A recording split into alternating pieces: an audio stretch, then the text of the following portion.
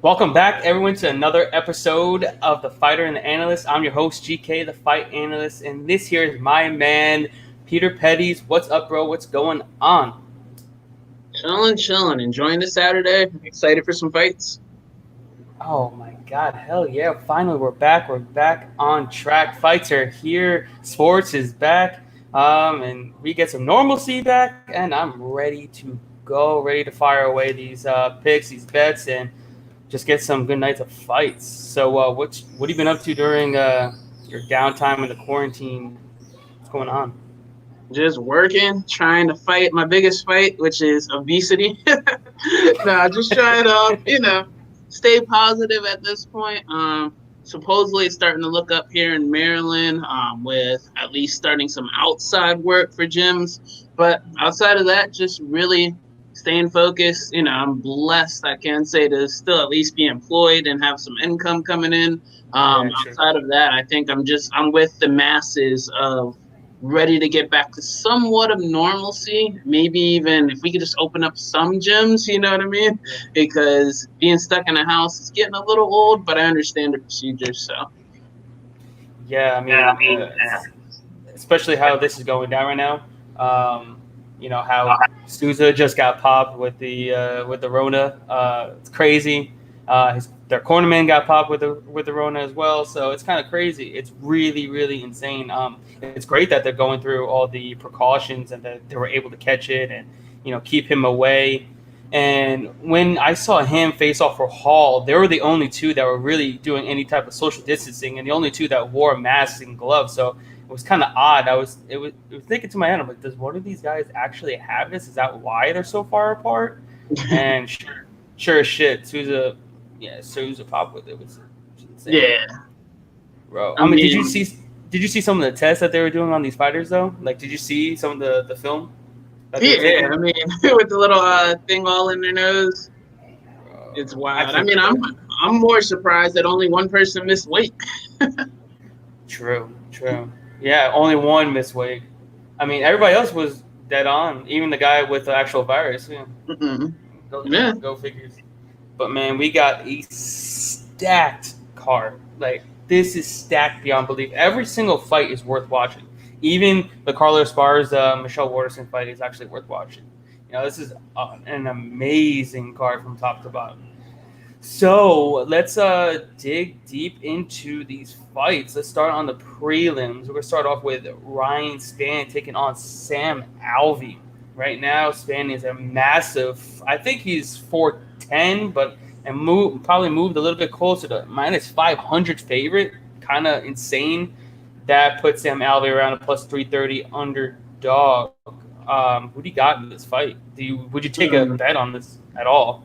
I mean, honestly, I wouldn't even play it, but if I was to, I would go Ryan Spann, but I would never lay that 500 or whatever the odds are on Ryan Spann. I mean, I've never really thought Sam Alvey was that great.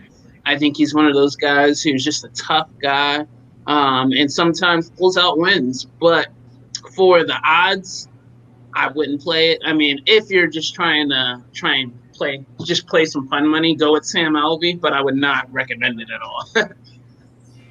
Yeah, I mean, I don't think anybody could bet this fight.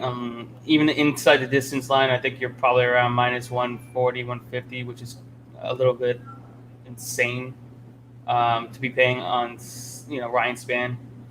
I mean, his numbers aren't great. I know he's 3-0 in his last three fights in the UFC.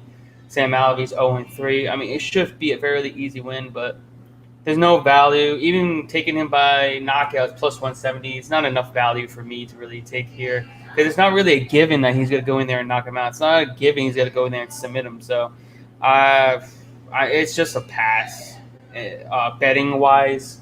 But if you had a whole gun to my head, you got to take Ryan Spann Yeah. point blank. Next one is a really fun fight in the featherweight division between Bryce Mitchell and Charles Rosa. Mitchell is a minus 155 favorite, and the comeback on Rosa is a plus 135 underdog. Who do you see winning this one, and would you bet on either side? Oof, I mean, that's a coin flip. I mean, it's most most of these fights on this card are really coin flips, but Yeah, this one is, true. I would say, as well. I like both guys from a fighter standpoint, from a personality standpoint. Yeah, At the end of the day, I really think it's a matter of who shows up. And when you look at it, I think if you're playing the money factor, I want to bet Bryce Mitchell, but I just sense an upset. I just sense that yeah. Charles Rose is going to be able to pull it off. And, Bryce Mitchell's riding a lot of hype. He has a bunch of hype behind him. I just feel like today might be the day that that hype goes, you know. But it could go either way, honestly. I wouldn't even touch this one. Yeah, like I said, definitely a coin flip fight, 50-50. I like Bryce Mitchell. He's very crafty on the mat. His wrestling's not great, but his submissions are phenomenal. Getting a twister, the second twister I think in UFC history, which was phenomenal. And I bet against him in that fight, and it looked fairly easy for Mitchell. I mean, his opponent looked like a fish out of water once he got taken down. So.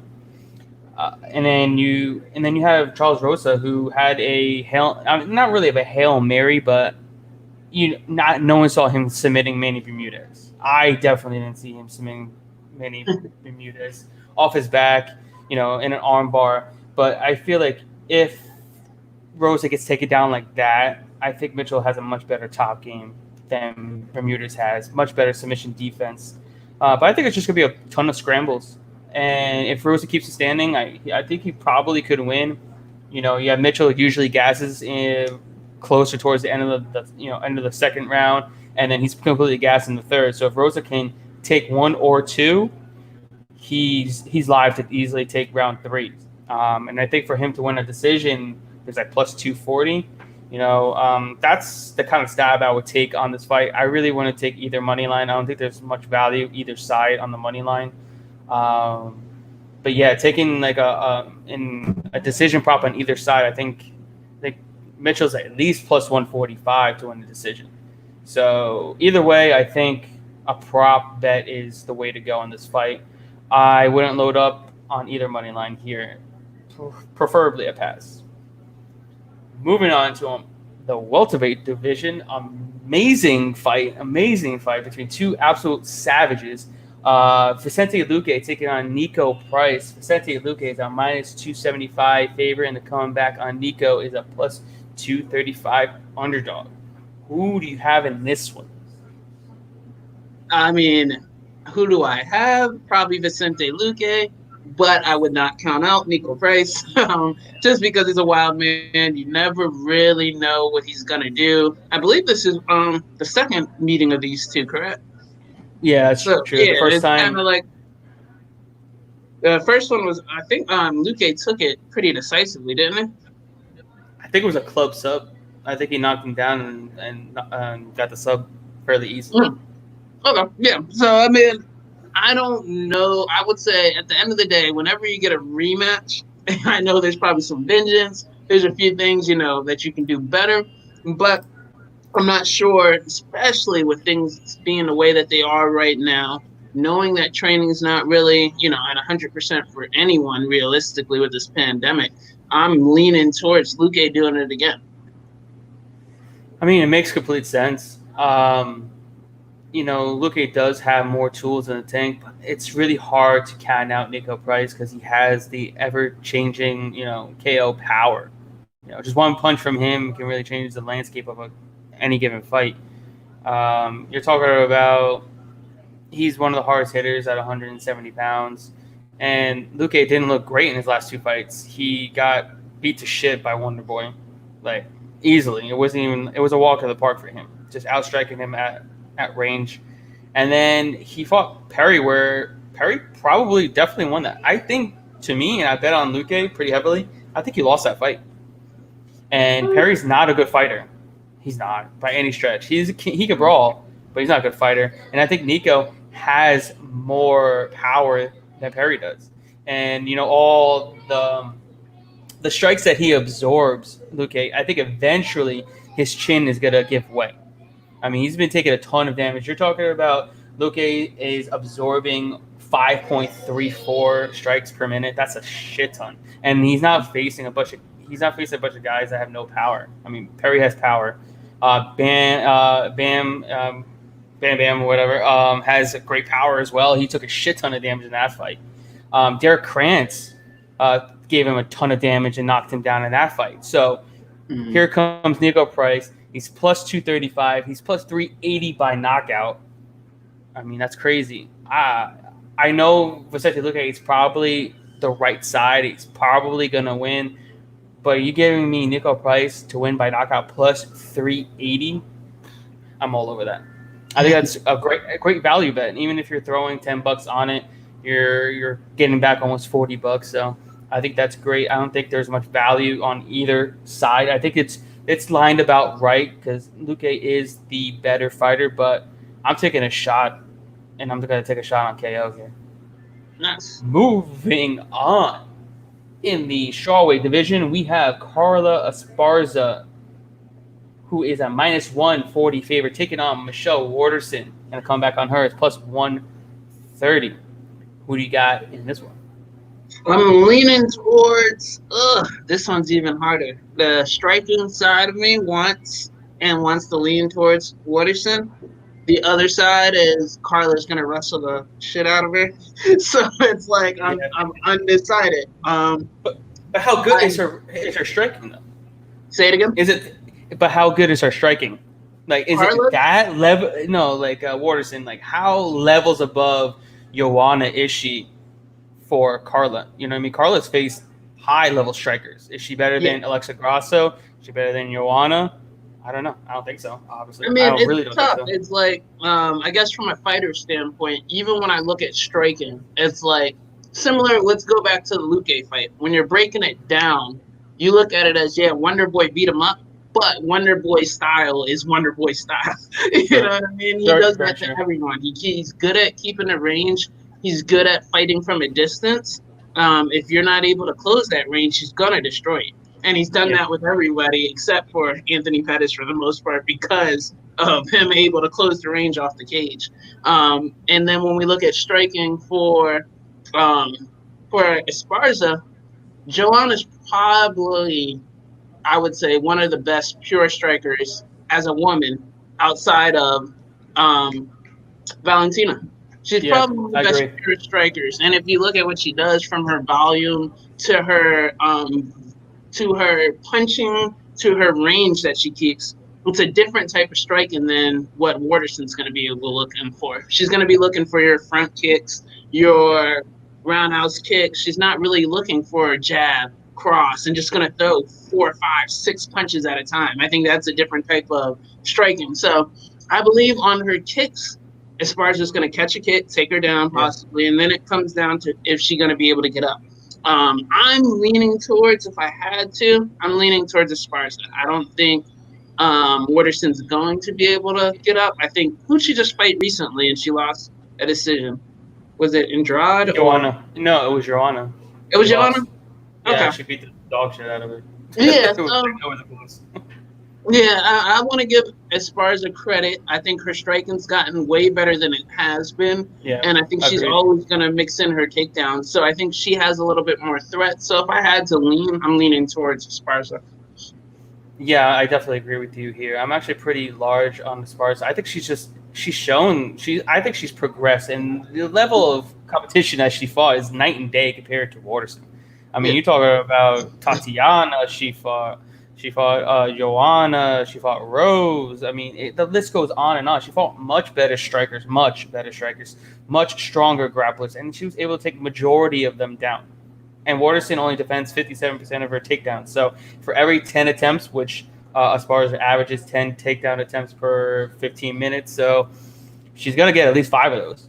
At least 4 to 5 of those takedowns. And she's going to get top control because Waterson's not strong enough to just push her head down and post them out on the mat and just get right back up. I think she's going to have some pretty decent top control and just get a fairly easy decision win. I just don't think she has enough threat on the feet either. Like you said, all those kicks, eventually she's going to catch one of them. She's going to take her down. Those side kicks, just trying to keep her at range. She's going to keep pushing forward. Waterson doesn't have any type of power that's really going to keep her at range. Grasso has great power. great jab, great jab cross, and she was able to get in on her and get inside the distance, inside the clinch, and be able to take her down. So I think Esparza runs away with this, and I think right now the decision prop plus 100. You're giving her even money on a most likely it's going to go a decision fight. I mean, I think the over 2.5 rounds is minus 510. So you give me Esparza plus 100 to win a decision, I'll take that all day. Even money, I love it. I think she's going to dominate. Next up in the heavyweight division, we have two old men in the fight. Alexei Oleinik taking on Fabricio Verdum. Fabricio Verdum coming off a 2-year layoff due to a banned substance by USADA. He is a minus 310 favorite, and the comeback on Alexei Oleinik is a plus 255 underdog. Who you got in this one? I don't know. It's tough. I want to lean towards Verdum, but when you add in those 2 years, and then even before the suspension, he wasn't fighting the best. So Oleinik, I always feel like he surprises me. It's like, man, he's not going to win this, and then he gets another choke, and you're like, what the hell? And there's certain things the chokes that he's catching these people in, it's essentially the same one. Yeah. And I think it's something to be said for after a while. I think he has that same submission on like 15 or 20 people. Yeah. So it's one of those guys who's mastered that technique and mastered how to get to that position. And I can see we're doing kind of counting him out, especially during the pandemic. But that's a toss-up. If you're gonna bet, I would not bet on Verdum. I think that's a very risky bet. If you're willing to play the line, I would lean towards Oleinik, but I'm not touching him at all. I'm not touching it. You think Oleinik can really sub Verdum, a high level grappler, with an Ezekiel choke? I'm not saying he can. What I'm saying is we have this saying in the gym that people have their chokes. They have their position. If they get there, they're going to get it. And Oleinik set up that Ezekiel from many different positions, from bottom, from top. Yeah. I think he might have had one standing up too. Yeah. So yeah, it's a matter of there's certain positions. I always like to equate it to this. For me, myself, one of the first chokes that I ever got was, what the fuck's it called? Still it's an unorthodox choke. I'm going to think of it like down the episode, but I was choking out brown belts, black belts, purple belts with it when I was like a white belt. And it's just one of those chokes. If I ever get to those positions, I can finish it, and I think that's just what Oleinik has. Do I think he's going to get it on Verdum? I don't know, but that's what the fight's for. That's very, very true. I mean, I do like Verdum. He should be able to defend. The only thing that, only threat as far as the submission goes, I think he should be able to defend that. I mean, he is a very decorated grappler, and I think he's seen the best of the best when it comes to, submissions. I know this is MMA; it's completely different than Brazilian Jiu-Jitsu tournaments. But Oleinik did just get tapped out by Gordon Ryan. Obviously, he's the best no-gi grappler on the face of the planet. But I mean, now you're going against Verdum, who's a highly, he's a Brazilian Jiu-Jitsu black belt. But what I'm more scared about is the random KO power that he has. He's got an 80-inch reach. He throws some reckless punches, reckless overhand rights. I mean, it is possible he could land flush and knock out Verdum, who hasn't fought in over 2 years. It is a possibility. But you're talking about Verdum also has over 40 pounds. I think he is over 20 to 30 pounds heavier than Oleinik as well. Oleinik came in at 227 pounds. I think the lightest has ever been. He looked in great shape, but how strong is he going to be? He may be quicker, but is that really going to be Verdum? I don't know. But if I had to take anybody, it would probably be Verdum. In my opinion, he should roll. I don't think Alexei really has much for him. But the time off, we'll see. But if I'm taking anybody, it's going to be Verdum. I'm not going to take the money line, obviously, because too much juice. I think I took Verdum inside round 1 for plus 220. Majority of Oleinik's fights ends in round 1 or round 2, so I'm taking a shot at him winning in round 1 at plus 220. If you want round 2, it's plus 400. I think that's also a great value too. I think either way, you bet either one of these guys in round 1 or round 2, and you're making a boatload of money. If you put $10 on each, I know you lose 40 in the process, but you're winning 8, 9, 10 times as much if no matter who wins. All right, moving on. We have in the welterweight division a fight between Anthony Showtime Pettis and Donald Cowboy Cerrone. Right now, Pettis is around a minus 135 favorite, and the comeback on Cerrone is plus 130. Who do you got in this one? I think it's hard to really go with Cerrone after the Conor fight. So I'm all in on Anthony Pettis. I mean, Really? yeah, Really? I mean, it's hard. Like I said, I mean, I expected a competitive fight, something hard fought with Conor, and the way that he went out, I just think it's hard to really ever be generally committed on a bet with Cowboy. To ever lay your money on Cowboy, unless it's someone who's unproven, like um, Alexander Hernandez. That fight was kind of like easy money. It was like, come on now, like y'all are tripping. I'm not saying Donald's done, but what I'm saying is you're taking him against Anthony Pettis, who he's already lost to. Forever ago, though. Forever Not ago. forever ago, but if we look at the two trajectories, They're both Anthony the same. Pettis. They're We'll both say the it again. same. Their trajectories are both the same. They're both lost their last 3. They're all lost inside the distance, both of them. Mm-hmm. I mean, but the levels of competition as well. You talk about Donald lost to Cowboy. I'm sorry, Donald lost to Tony, Connor, and Gaethje. Yeah. And then if you look at Anthony Pettis, who do you have? Wonder Boy. Who was his most recent? No, he lost to CDF by submission. Then he lost to Nate Diaz, and then Tony. Mm-hmm. And who? Who was the last one? Tony. And Tony, yeah. So if we look at those, I look at Anthony as more of he was competitive in those fights until he wasn't. And Cowboys, I feel like he was just outclassed. Like if we look at him versus Ferguson, he got beat up. He got beat up, and I feel like he looked for a way out. If we look at who's the most recent one? Connor. Shoulder strikes. I mean, Connor. And then who else was there outside of those two? Tony, Connor and Gaethje. And Gaethje, yeah. And he just got caught. So if we look at it religiously, I'm not saying he's there for a paycheck, but at the end of the day, I just feel like Pettis is more competitive. It can go either way. If the old Cowboy shows up and beats the crap out of Anthony Pettis, hey, I'll shut up. But I'm leaning towards Pettis, honestly. I feel you. I mean, it makes complete sense. You think Pettis is more of the fresher fighters. The way I'm seeing it is Pettis doesn't fight like Connor. Pettis doesn't fight like Gaethje. Pettis doesn't fight like Ferguson. All those fighters do well. They pressure. What Pettis doesn't do, pressure. He's a counter striker. He stays on the outside. He doesn't want to be in the pocket. He doesn't want to throw down because he doesn't have the chin for it. And Cerrone loses to pressure fighters. Cerrone loses to fast starters. And Pettis is definitely not going to be that. Cerrone throws a much more volume than Pettis by at least over 3 strikes per minute.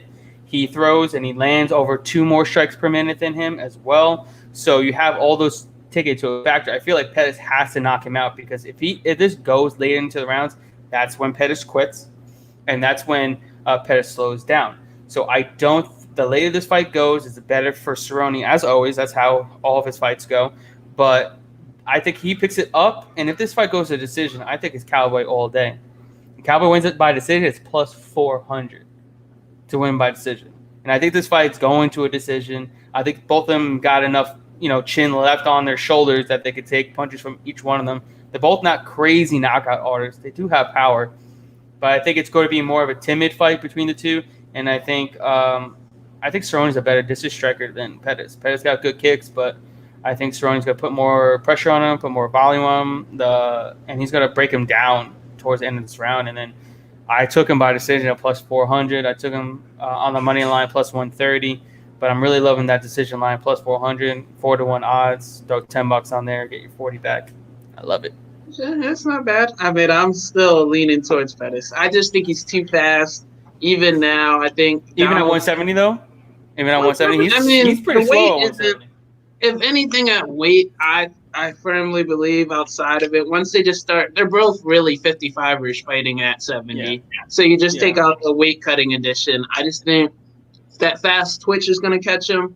And if we are doing I never do props, but if I would take Anthony Pettis inside the distance. Makes sense. I mean, you're probably gonna go knockout, and I think for him to win by knockout, I think it's around plus 250 for Pettis to win by knockout, which is a pretty decent line. I think if you're gonna take him within the first 2 rounds. If you're gonna take him inside the distance, because I feel like that's more so the way he's gonna win fairly early if that happens. It's it's really a toss up. The other thing with Cerrone, he's saying how normally the big fights get him. Well, this is not a big fight. He's smack dab in the middle. No one really gives a fuck about this fight. So now I feel like the pressure is completely off. His last 3 fights, main event, co-main event. Those are big time fights against big time fighters. Pettis not a big time fighter anymore. He's in the middle of the fights. No one gives a crap. There's nobody in the audience. He could just go out there and just fight. Just worry about fighting. And that's the Cowboy Cerrone that's really dangerous. And I just think he's going to come out there and just show who the old Cowboy is. But it's going to be a great fight, great scrap, and I can't wait for it. Moving on in the heavyweight division, we got Yorgan De Castro taking on Greg Hardy. Right now, De Castro is a plus 170 dog, and the comeback on Greg Hardy is a minus 200 favorite. Who do you got in this one? It's funny. I feel like everybody I know is going with Jorgen. I put money on Jorgen. Um, I'm still torn, but I'm not minus 200 torn on Greg Hardy. That's the biggest reason I'm playing Jorgen. I think he's just raw. Greg Hardy's raw in the sport. That pure athleticism is something different, but I just have to lean towards Jorgen. I'm going to listen to you on the numbers. So let's see where you're going with it. I think Greg Hardy's fairly way better than people are giving him credit for being so short in his MMA career. He's 5-2, but he should have won one of the fights that he lost, or two. One of the fights he lost. He had a great fight against Alexander Volkov on 3 weeks' notice. He fought that fight with a broken hand after the first round, and he still went to a decision. It's insane. He's a fighter. That dude can fight. He's massively bigger than him. I think he's about 6 inches tall with a 6-inch reach advantage. He's huge. He's monstrous. Jorgen probably is definitely going to be the quicker fighter, but I feel like it's going to be extremely hard for him to get inside the reach because he uses his jab extremely well for someone who's, really new to the sport. Talk about Greg Hardy still lands 4.8 strikes per minute. He throws 9.73 strikes per minute as well. Lands 49% of his strikes. Jorgen right now he's throwing 6.75 and landing 3.6. But he's also faced literally no one. Not a single person on the regional circuit he fought that's good. There's not a single person on the UFC level that he fought is good either. You have Greg Hardy, fought Alexander Volkov. His second or third fight was against Austin Lane on the regional circuit. I mean, he's fought some really high level, fighters. Juan Adams as well. I know Ben Sisoli sucks, but and then you have Alan Crowder, all UFC veterans, MMA veterans. And then you're talking about Jorgen went 2-4 on the amateur scene as well. So I don't think he hasn't shown me enough yet. I like him as a person, don't get me wrong, but I don't think he's shown me enough yet to beat someone who is as fast and as strong as Greg Hardy. You talk about Greg Hardy, he's 200, almost 300 pounds, right? As a football player, he ran a 4.82 40-yard dash, which is insane for someone of that size, 6'5", 280 pounds, running a 4.82. So he has that raw athleticism, power, length. I think it's could be a completely really really hard fight for him, and I think it's just a massive step up in competition, and I think Hardy can win the decision here. Plus 280, I think, is a decision line. I think Jorgen's tough. That dude's tough as nails, and I don't think Hardy's going to have the power to knock him out. I think he's going to come forward, but I think Hardy's going to be able to just keep him at range and just pepper him with shots and and just outstrike him to a nice, easy decision win at plus 280. And I know a lot of the Northeast out there is taking Jorgen. He's definitely a fan favorite. I've liked him coming in, but betting wise, I gotta bet against him, unfortunately. So next off, yeah, Antonio, yeah, I definitely see that Tafa was actually the one being the aggressor in his last fight, and Jorgen just caught him as he was coming in wild with hooks. Because Tafa is really not a great fighter either, so he's pretty trash. I think he was only 3-0 when Jorgen fought him. So, like I said, he hasn't really fought anybody professionally or even on the amateur scene as well. So next up, we have a fire fight here between Jeremy Stevens and Calvin Kattar. Calvin Kattar, I think, is about a minus 265 favorite, and the comeback on Jeremy Stevens, I think, is around plus 230. Who do you got in this great fight? I mean, I essentially think they're the same guy. I think Kattar has a bigger hype behind him, but people are really downplaying Jeremy Stevens. I mean, I think people forget Jeremy Stevens is a fighter's fighter. And what I mean by that is he's one of the guys who's been in the sport, who's never denied a fight. And you take any fighter who doesn't pick fights, they'll have Jeremy Stevens' record. You know what I mean? Yeah. He's fought almost essentially. There's some fights where I look back where they play like an old clip of Jeremy Stevens, and I'm like, he's fought him? You really look back at the record. Like, shit, Jeremy Stevens has really fought everyone. So I think a lot of people are not giving him respect. I know I'm a big parlay person. I'm going to play parlays on both sides because I believe I'll definitely come out plus either way.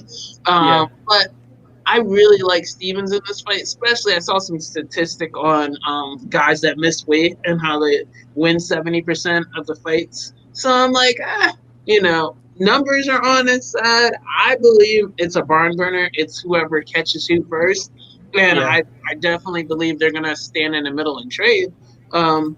But at the end of the day, if I had to flip a coin, go with it, you're giving me Jeremy Stevens at plus 200 money. He's been out there with Dominic Cruz, who's been, training for a championship fight. So I believe his cardio is going to be up there. I think it's a good way to juice some money that he's a huge underdog. Why not? Why not? So I'm going Jeremy Stevens on it. I mean, that makes sense. Jeremy Stevens does fight for your money. He's got an ever-changing, power. He can change the fight just with one punch. And I feel like that's what's really going to need for him to happen. In order for him to win this fight, I feel like he needs to get that KO, needs to get that knockdown. He needs that punch to really change the landscape of the fight. And I know that Calvin Kattar does get hit a ton and he likes to throw in the pocket, but the volume that Kattar has is just immensely more than Stevens. Stevens just stands there and plants his foot and just throws down. If Kattar is able to use his jab as well as he normally does and use his footwork to stay on the outside, I think he should be able to fairly easily outpoint Stevens. Stevens hardly ever wins a striking match at distance and wins a decision. So he needs a knockout here. And then also he looked awful on the scales. Kattar looked amazing on the scales. He looks in amazing shape. I think his cardio is going to be through the roof. And then also saw that he's been working on his takedown offense for Kattar. And if he utilizes that of his, he does have a wrestling background. He just likes to throw, and he's got some really good boxing. If he uses his takedowns, I think he runs away with this fight. And when I saw that, I'm like, that's huge. If he actually uses his takedowns, he can really wear him down and win this fight rather easily. But what they do and what we predict are completely different, two different things. But right now, if you look at the prime in their careers, Kattar's looking up. You're talking about he fought tooth and nail with Zabit. I know he lost 2 of 3 rounds, but those two more rounds were there. Kattar was beating Zabit. Zabit was gassed, and he would have put it on him. He would have poured it on him. He probably would have finished him. And I think Kattar does have a shot to eventually fight for the belt, maybe 2 years down the line if he just keeps progressing with his game. I know 265 is a crazy line. I do have him to win a decision plus 120. You can even take him by KO plus 250. I know Stevens doesn't get knocked out a lot, but I feel like the short notice fight, the short camp, the missed weight cut. He didn't look like he really was. He really wants to fight. I don't know. I kind of had that look in his face. Um, but I think the safe play is Calvin Cater to win a decision at plus 120, and I'm taking that as my prop for this play. Next up in the heavyweight division, we have two of the heaviest hitters at heavyweight coming in between Francis Ngannou taking on Yair Rozenstruik. Right now, Ngannou is a minus 255 favorite, and the comeback on Yair is a plus 210 underdog. Who you got in this one? I mean, this is another crazy coin flip fight. I know right now I have some bets with Yair in it. I am probably playing like a safe bet with Francis in it. I'm going both ways. Um, it's such a fighter friendly. I mean, the whole card is fighter Yeah. friendly, Yeah. and it's just one of those where you can't wait to see how it's really going to play out. But I'm betting both sides. I mean, I'll listen to you on the numbers again. You're the expert throughout this. I mean, it makes sense. I mean, both these guys have the power to knock either one of you guys out. You know, any one of these guys out. So Francis Ngannou got that ever changing, got that power, but Yair has got that power too. But Yair, he leaves himself a lot open with his striking. He's a kickboxer. He comes in there hands down when he throws his kicks, hands down all the time. And I feel like all it takes is one punch and he's getting knocked out. He got absolutely dominated by Overeem, and up until the very last moment of that fight, he's been taken down as well. I wouldn't be surprised to see Ngannou really utilize wrestling in his fight. He could get a submission. I mean, he does have a submission under his belt, and Yair has no submission defense whatsoever. He's got no game on the mat at all. So if Ngannou really uses his wrestling, he could get a Kimura. He could get he could do something crazy and get a submission. But in the end of the day, I gotta take Ngannou here. I mean, his power is crazy. Stats wise, it's a little skewed in terms of Rozenstruik because he doesn't have a lot of fight time. The only fight time he really had was in that Overeem fight, which wasn't great, But I gotta take Ngannou here. Minus 255 is not good for my liking. I mean, worth a parlay. Minus 255, yeah. But I feel like I gotta pass in general on this fight. It's not a fight that I really would like to put too much exposure on either side. Both sides are parlayable, but straight betting is not worth it at all. Next up, we have in the co-main event of the evening for the Bantamweight Championship of the World, Henry Cejudo, Triple C, taking on Dominic Cruz. Right now, Henry Cejudo is on minus 210 favorite, and the comeback on Cruz is a plus 180 underdog. Who do you got in this amazing fight? So I'm gonna just label it right now. I'm a personal bias, so take it how you want it. I'm all in on Dominic Cruz.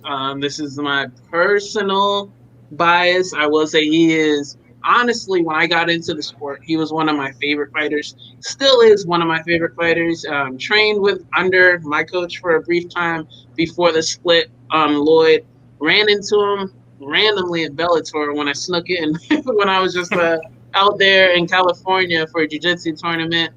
He found out who I was, got us backstage, just an all-around cool guy. I ran into him a few more times when I trained out in Alliance. Super chill dude, works hard. I mean, I just think if I had to really, when we go to physical attributes, Dominic is huge for 135. I think a lot of people are forgetting how big of a 35-pounder he is, and he utilizes his style, his own personal style, to capitalize that. His awkward angles. It's at one of those things where he's defending while being offensive at the same time. And if you're a fighter at the 25 or 35 division, it is so hard to land on this guy. I would say, the one guy out of all outside of Faber who had their perfect night was Cody. He landed, but I don't think Henry has Cody striking. I think Henry has great striking for the wrestling caliber that he came from. He has great wrestling. He's a great overall fighter, but I just feel like I don't know if he's going to solve the Cruz puzzle. And honestly, I'm just a Cruz fan, so I'm leaning towards Cruz. That's why I put that asterisk of I'm a personal bias. I do like Henry Cejudo. Don't get me wrong. I like Henry Cejudo. I bet on Henry Cejudo on every fight that he's been on in the UFC. I remember his first debut, and I was like, shit, this guy's an Olympic wrestler, and he has great Muay Thai. Like literally, his He does. first fight, I remember looking at his striking, and I was like, damn, he's gonna be a problem. And I bet on him. I've won on every Henry Cejudo fight. But I will say I'm personal bias asterisk. I can't bet against Cruz. I mean, the long layoff. I understand there's so many aspects working against him, but I'm leaning towards the man, Dom. So I mean, I know a lot of people that are on Cruz, like a lot more than you would think. Like a lot of people are really on Cruz. A lot of MMA Twitter is on Cruz, and rightfully so. He's the greatest bantamweight of all time, which is why Cejudo wants this fight. He wants it for his legacy. He wants to be known as one of the best fighters ever, and which is why I like Cejudo. He wants to fight the best. He's not looking to fight scrubs. Dominic Cruz coming off that 3.5 year layoff. I think that's massive. He's coming off a fight that he got beat fairly badly in his last fight too, plus the multiple surgeries over his time. We don't really know how fast, how quick he's going to be. Is he going to be able to do that over a course of 25 minutes, especially when Cejudo is the one that's dictating the pace. He's the one that's controlling instead of the octagon. He's the one that's landing leg kicks. We really don't know where we're going to get from Cruz. And then I don't think people really give Cejudo much credit for his striking. His striking is quite good. He's extremely fast for 135 pounds. He is jacked. He's juiced to the gills over at Nero Force 1. They put on some crazy stats for him. He's so yoked up. I have no idea how that's even possible for someone that short and 135 pounds looking that yoked. It's crazy. He's got some insane power. What he did to Moraes. All it took was one punch in the second round that changed the entire landscape of that fight. It's just, I feel like Cody kind of gave the blueprint on how to land on Cruz. Stand still. mm-hmm. Wait for Cruz to be the one to throw first, and then you just counter off of that. Just throw hands. Cruz came in. Cody just threw. Cruz came in, throw, and then just drop him. That's eventually how it's going to have to work for Cejudo. He can't just chase him. He can't keep going forward because eventually he's just going to circle out. He's going to do his herky-jerky thing, his in and out. You're never going to hit him. But also, if you look down at the stats, Cruz is not as good of a striker as people make it seem. He lands much less. Not much less. He lands half a strike less per minute than Cejudo. He lands only 31% of his strikes. Cejudo lands 44% of his strikes. And then he only throws 2.5 strikes more per minute than Cejudo. So he doesn't have a massive strike advantage. I know he has the 4-inch reach and the 4-inch height advantage over him. But, I mean, Cejudo is only absorbing 2.73 strikes per minute. And those against, high-level, high-volume output strikers with a lot of power that's looking to get in the pocket and throw down. I don't think he's going to land a ton on Cejudo trying to dance around. So I think it's a great fight. And also the other thing is with Cruz, he has the most takedowns in bantamweight history, which is crazy because he's a striker first, but he has the most takedowns in bantamweight history.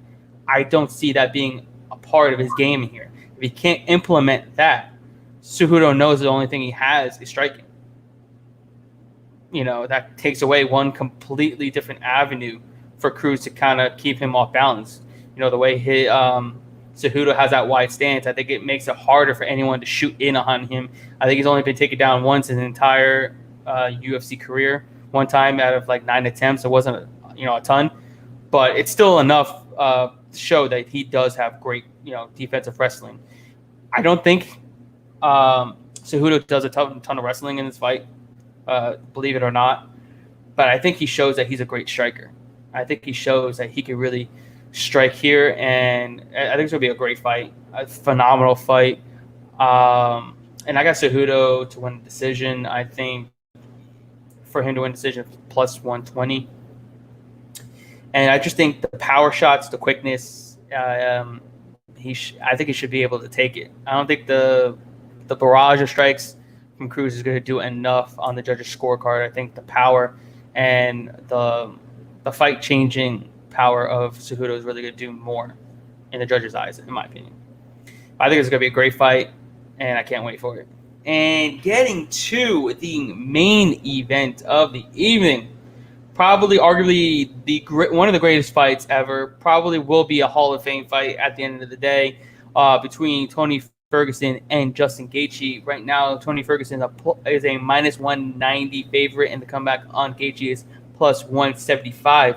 Who do you have in this magnificent fights? Oh man, it is hard to call. I think as the time has extended, I have really started to believe in Justin Gaethje more. I think people are forgetting Tony gets hurt in every fight and recovers. Every fight he gets rocked. And it's not like, oh, he's hurt and you have to think about it. It's noticeably hurt. Yeah. And he's like on the verge of going out. If we compare fight to fight, Justin Gaethje's similar. Justin Gaethje gets rocked, but he just keeps pushing forward. The question is Ferguson going to be able? Is he going to give Ferguson the time to recover, or is Ferguson's chin going to hold up?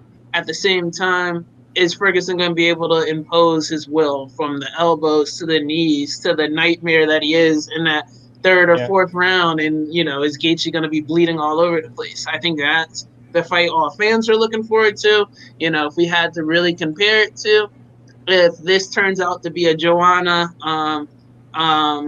what's her name, Whaley type of fight, oh god, I think everybody would be happy. Nobody's going to complain about that. But I'm leaning towards Gaethje. I think he's been in a lot of wars and come up on top in a lot of wars outside of Dustin and I think Eddie. Ferguson, I was leaning towards him when this fight was booked a month ago. Yeah, me too. But absolutely. Now with the time, you gave some time for Gaethje to get in shape. That's what he really relies on. He has the wrestling background. He has the power. He's been in the wars to, know what he's going into. And at the end of the day, he's just a gamer. He's a gamer of a fighter. So I'm leaning towards Gaethje. No disrespect to Ferguson. I do think if Ferguson wins, I wouldn't be surprised. I know for my personal bets, it's one of those where I'm betting all different types of scenarios. Hopefully, this card has the point where the underdogs, I believe, shouldn't be as big underdogs. Correct. The favorites, I believe, shouldn't be as big favorites. Yeah. But this card is if at least you pair at least one or two or three of the right fights, you'll go from just breaking even, maybe even coming out positive, or you can lose everything. But, it's one of those times where if you have the money, as we always say, definitely play it. If you don't play it. But I'm leaning towards Gaethje. No, I'm 100% with you. When this first was, came up for April 18th, I was all over Ferguson, like max bet Ferguson because of the intangibles. Gaethje only has 3 weeks to prepare. He's barely training as it is, 2 days a week. Now you give him an extra 3.5 weeks. He's flown in Kamaru Usman. He's flown in Beneil Dariush. He's training with Jude Dober. He's training with Neil Magny. So he's getting a ton of good looks, training at altitude as well. And I don't think people give Gaethje a ton of credit on his cardio. His cardio is magnificent. It's not like his cardio is what failed him in late at the end of the fights. It's his body not taking the power that his in the fourth round. Because if you look at the fourth round against Poirier, he was fine. His cardio was Poirier is the one that looked gassed, but that left hook is what really put him down. But you see the evolution from Poirier to Vic to Barbosa to Cerrone. He's been amazing, in those 3 fights. I know it's a small sample size, but you go from he has a 54% defense in his entire UFC career. Well, in those 3 fights alone, he has a 61% defense. He went from averaging 9.67 strikes absorbed in his first 3 fights, and in his last 3 fights, he only absorbed 4.98. So he cut that in half. And then you're talking about he has the most significant strikes landed per minute in UFC history. He has the highest striking accuracy in lightweight history at 55%. So you put all those intangibles into this fight against Tony Ferguson, who's never fought the type of fighter that Justin Gaethje is. He's a pressure fighter. I don't think not one fighter fights like Gaethje. No one can prepare for the fight that Gaethje presents and the power that he has. 20 of his 21 wins have come by knockout. Okay, he was one punch away from knocking out Poirier, one punch away from knocking out Eddie Alvarez, and we would even be in discussion here. You're talking about he'll be undefeated right now, and he should have been fighting for the belt at this point. If he just beat Eddie Alvarez and Poirier, he'd probably be fighting for the belt, 2-3 fights ago. So I think he really has the ability to really get this win. I know Ferguson is phenomenal. I can't take anything away from him. The pace that he puts on, the pressure that he has, the cardio that he has, the different types of tools that he presents. And I think the line is a little off. It should be a lot closer than this. You're giving 2-1 favorite to Tony. Gaethje can easily win this fight. It only takes one punch from him. And if he knocks down Tony, I don't think he's getting back up like the rest of these fights. You're talking about Tony's been knocked down 4 times. Abel Trujillo, you have Anthony Pettis knocked him down. Michael Johnson knocked him down. Lando Venata on 2 weeks' notice knocked him down. Gaethje has way more power than all those. And he's going to land a barrage of strikes. It took over 325 strikes for Eddie Alvarez and Justin Poirier combined to knock him down. I think it's going to take over 200 strikes for Tony Ferguson to leave a mark in Justin Gaethje because, Ferguson hasn't knocked anyone out since 2014. And if you look at I think this is the difference maker in this fight, the leg kicks of Justin Gaethje. People don't know this, but Gaethje lands 3.10 leg kicks per minute. Over 3 leg kicks per minute. He's averaging over 17 leg kicks thrown per round. He's landing over 15 leg kicks per round as well, at an 88% accuracy. Tony has never faced more than 21 leg kicks in one single fight. That's gonna be completely change the landscape of this fight because Tony's not gonna be able to move around as much. And come second, third round, he's gonna be hobbling all over the place. And it doesn't really matter if you're a southpaw or orthodox. He's gonna smash your leg. He did that against Vic as a southpaw, Cerrone as a southpaw. It doesn't really matter. Poirier couldn't even stand. He couldn't even stand as a southpaw. He had to change stances to orthodox because he was kicking the shit out of his leg. So those are things that Tony's never faced in his entire career. And if we're getting plus 180, 175 on Gaethje, that's absurd. Okay, that's absurd. It's a 50-50 fight. Anybody can win, and you're giving me almost 2-1 odds on a 50-50 fight. I'm taking plus money only because of the added time on the work he's been putting in, the training partners he has, the coach he has in Trevor Whitman. He's got more time to really study Tony Ferguson and his footwork and his striking. I just think this is the worst fight for Tony, and it's really going to put in jeopardy the fight between Tony and Khabib. It really is. And I wouldn't be mad to see Justin versus Khabib, to be honest with you, because Justin's got that power. And Justin can keep the fight standing, being a D1 wrestler, champion and all that good stuff. So I think I'd rather see Justin Gaethje take Khabib on because it's going to be played out on the feet more than Ferguson will. Because I think Ferguson's more willing to take this fight to the mat and work his ground game and his elbows from guard and get submissions and stuff like that. But man, this is a fight that I think is better than Tony and Khabib will ever be. And I'm excited. I'm excited for this entire fight card. I'm excited to cash in some bets. I'm going to give probably my 3 favorite plays on the night. I'm going to give out Carlos Esparza to win by decision at plus 100.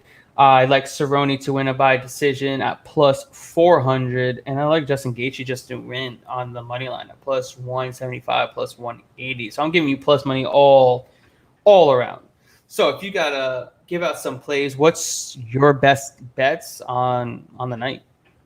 I'm going with Gaethje as well. Let me see. Gaethje. I will go with. Do I want to go? Nah. Gaethje. I'm gonna go with Cruz, man. I'm riding with my boy Cruz until he does me wrong. I'm not saying bet against Cejudo. What I would say is put Cruz in with a parlay and put in Cejudo with a parlay. Yeah. You can't go wrong either way. I think it's going to be a great fight. And those are my plays. Honestly, I got more parlays going on, but like I said, I'm just one of those guys who's going to parlay everything, and whatever happens, hopefully I come out in positive. Yeah, man. I mean, just kind of spread out your money on different plays, and hopefully, you get the right combination, and we cash out at the ticket window. That's the main goal here. So that's it for this week's episode. We will be back probably. I mean, it's up to my man over here. We might be back for the Wednesday fights on Monday, or if not, we'll be back Friday for this. We'll be back Saturday for the Saturday fights, like always.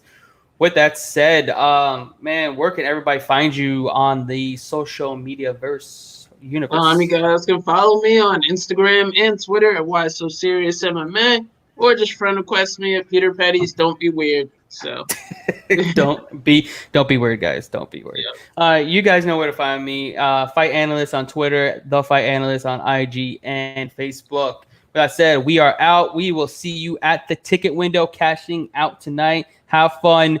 If you guys want some more premium bets, just hit me up in the messages, or you can go to thefightanalyst.com and buy some packages there. I'm out. Talk to you guys next week. You guys have a good one.